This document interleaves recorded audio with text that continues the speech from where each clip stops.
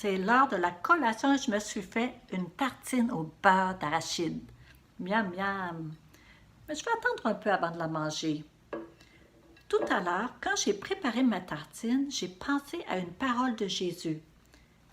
Il a dit, « L'homme ne vivra pas de pain seulement, mais de toute parole qui sort de la bouche de Dieu. » Jésus voulait dire que comme ton corps a besoin de pain pour vivre et être en bonne santé, de même, ton âme a besoin de la parole de Dieu pour vivre et être en bonne santé spirituelle. Elle a besoin de se nourrir de la Bible.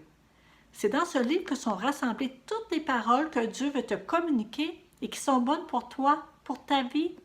Alors, c'est vraiment important que tu la lises et j'aimerais t'encourager à le faire, non seulement aujourd'hui, mais durant toute ta vie. Tu pourrais commencer dès maintenant à prendre un peu de ton temps chaque jour pour en lire une partie, en commençant par l'Évangile de Marc, par exemple. Tu pourrais utiliser une petite image ou un simple bout de papier comme signet pour que tu saches où tu es rendu dans ta lecture. Voici comment tu peux faire pour avoir un temps journalier avec Dieu. Commence par demander à Dieu de t'aider à trouver un moment tranquille dans ta journée pour lire ta Bible et prier. Chaque jour, lorsque ce moment arrive, va dans un endroit tranquille et prends ta Bible avec toi. Là, demande au Seigneur de t'aider à comprendre le passage que tu vas lire. Ensuite, lis le passage. Ce pourrait être quelques versets, une partie d'un chapitre ou tout un chapitre par exemple. Si tu as choisi de lire l'Évangile de Marc, commence au début et lis petit à petit jusqu'à la fin.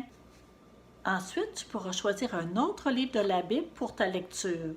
Le Nouveau Testament est composé de 27 petits livres et il y en a 39 dans l'Ancien Testament. Tu peux demander conseil à tes parents lorsque vient le moment de choisir le livre que tu vas lire. Après avoir lu le passage, prends le temps de réfléchir à ce que tu viens de lire. Est-ce que ce passage t'a appris quelque chose sur Dieu ou sur toi-même? Est-ce qu'il y avait un commandement à mettre en pratique ou un exemple à suivre? Est-ce qu'il y avait un avertissement ou une promesse? Si tu veux, tu peux utiliser un carnet pour noter tes découvertes et les versets dont tu aimerais te souvenir. Après avoir réfléchi, prie à nouveau le Seigneur et demande-lui de t'aider à obéir, à mettre en pratique ce que tu as appris. Tu peux aussi prendre du temps pour le louer parce qu'il est un Dieu merveilleux et pour le remercier pour tout ce qu'il fait pour toi. Lorsque tu pries, ça se peut que tu te rappelles d'un péché que tu as fait. Demande-lui alors de te pardonner et de t'aider à ne plus recommencer. Tu peux aussi demander à Dieu d'aider et de bénir ceux qui t'entourent, ta famille et tes amis. Finalement, tu peux prier pour toi-même, pour tes propres besoins.